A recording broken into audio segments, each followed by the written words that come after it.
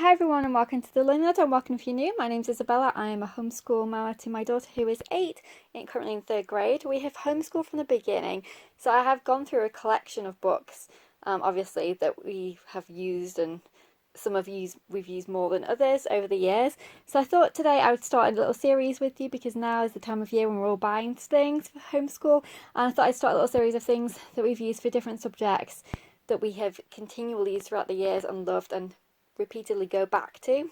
It's very easy to fall into the trap of buying lots of books, particularly if you are on Instagram or something along those lines. And I've noticed recently several posts where people have said things like, oh, I bought this book because it looked pretty on Instagram, but then I've never used it. So I thought this would be really helpful then, because you'd know that we've used these books over the years, they're trusted, and you know, you're not wasting your money basically. So as I said, I'll go through them, the ones that we are loving. Particularly today we're going to be looking at books about science, and then obviously each episode will be a different subject. Also, where I can, show you how we've used them too. So these are two books that we've absolutely loved. This is the Magnificent Book of Ocean Creatures and the Magnificent Book of Animals.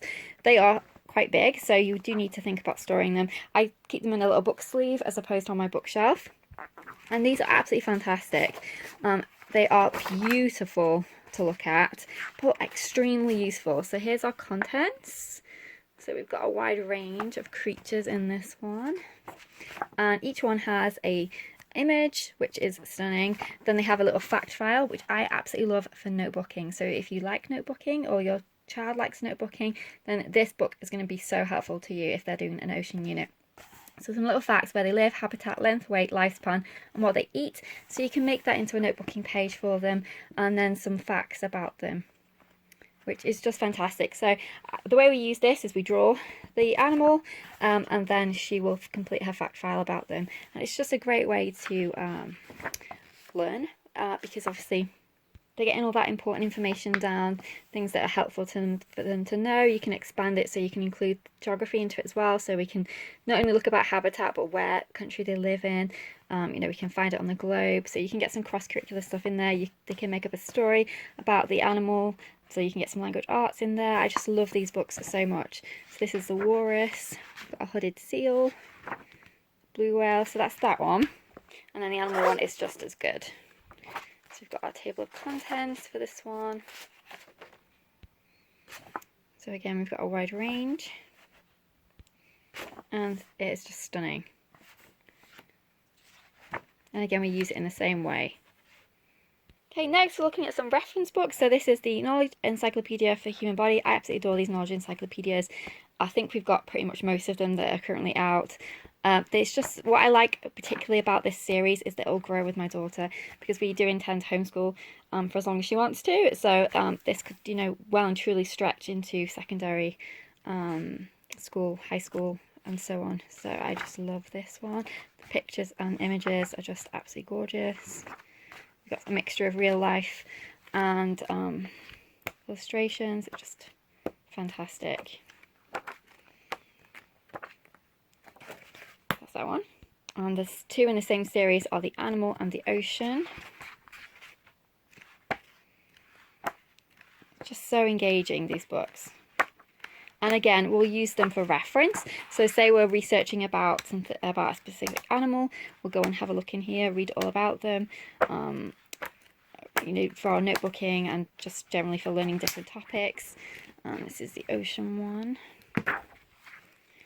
And it's a great way for her to research, but in a book form, as opposed to, you know, on the internet or something. I don't mind her doing that too, but it's also nice for us to go back and grab a book. And you know, you can practice so many different skills when they're younger, so looking at the contents, looking at the index, glossary and everything else, so many different skills for research. And I also really like labelling the animals, which we'll talk about in a second. And this is one that's extremely popular, the Julia Rotman series. They are absolutely gorgeous, and I love these specifically for labelling. So we'll notebook, so we'll draw the animal or creature, whatever it is, sea creature, and then we'll practice labelling, you know, the different body parts. So not only are you learning about anatomy, you're also, you know, learning about where that part is in relation to the picture, because oftentimes you'll just learn words but you don't even know what that actually looks like in reality.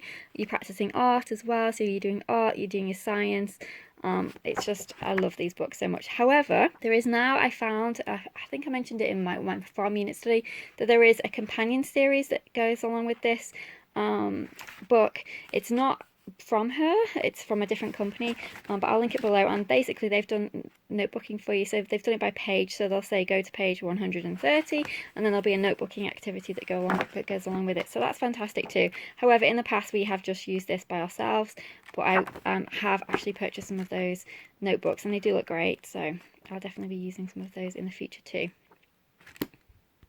This is the DK Life Cycles, everything from start to finish, and again, this is a book that you can dip into for so many different topics, because it shows the life cycle of so many different parts of the world. So we have got space, earth, planet, animals, and it is just gorgeous.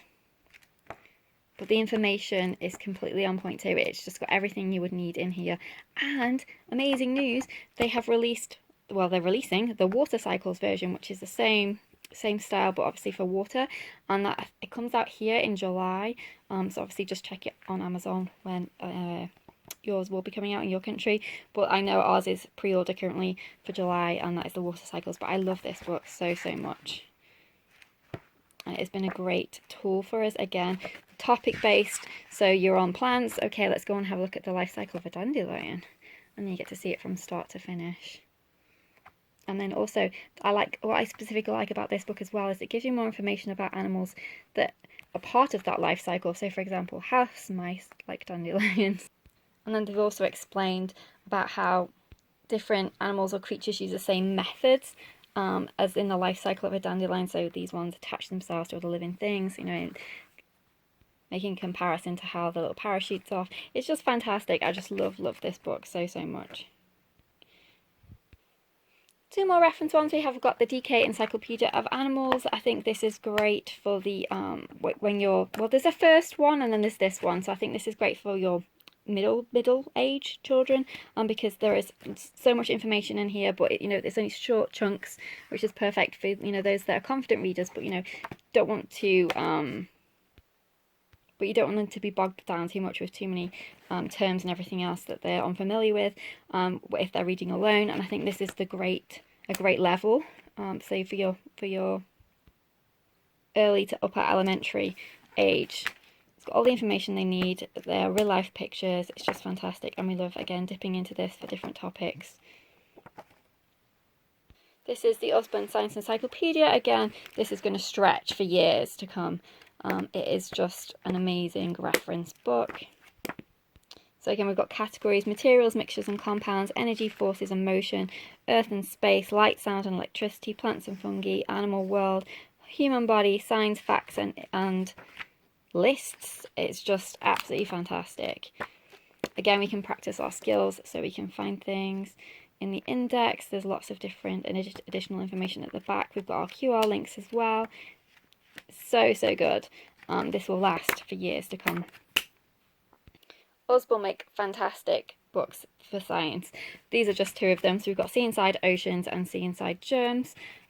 The pictures are, again, just amazing. There's lift the flap, lift little sections of it. Your child just doesn't realise they're learning when they're going through a lift the flap book. That's what I love so much about these books. And you know, it's their excitement when they lift the flap and they find something out that they didn't know, and then they're telling it back to you. It's just an amazing resource to have in your home. Any of the See Inside books are fantastic. And then this one is for germs. This was very appropriate this year. This is one of the newer ones. I think it came out around about the time of, maybe a few months before, into 2020, I think it was, or 2019. But anyway, it's just fantastic. And I think it does actually appear in here as well. Yeah, so that's See Inside Germs. The 100 Things to Know series in OSborne is fantastic, again, for science. There are several science ones. They also have different subjects. This is the 100 Brilliant Scientists. These are so visually appealing. You get to learn so much information that you didn't know, or that your child will just be open-mouthed, gasped at, because it's fantastic. They've just found everything that makes science exciting for children and stuck into a book.